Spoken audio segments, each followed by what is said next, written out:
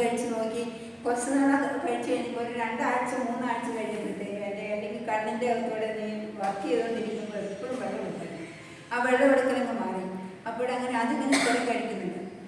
അതുപോലെ ഹോസ്പിറ്റലിൽ എൻ്റെ പല്ല് പറിക്കാൻ ബുദ്ധിമുട്ടായി. ഇങ്ങനെ ഈ കാറ്റിൻ്റെ പ്രശ്നമായതുകൊണ്ട് ഇങ്ങനെ INR ലെവലായിട്ട് നിൽക്കണം. 2.5 3.5 നിൽക്കണം.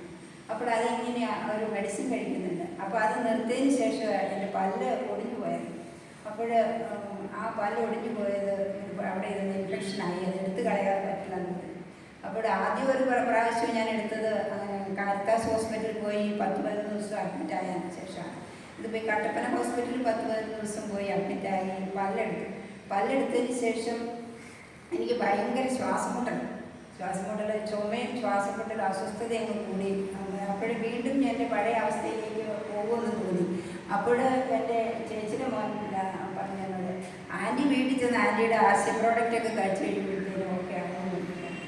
അത് കഴിഞ്ഞ് ഞാൻ വീട്ടിൽ വന്നിട്ടും എനിക്ക് ഇൻഹേലറുണ്ട്, നെബുലൈസേഷൻ എടുക്കുന്നുണ്ട്, എന്നിട്ടൊന്നും എൻ്റെ ശ്വാസമുട്ടൽ മാറുന്നില്ല.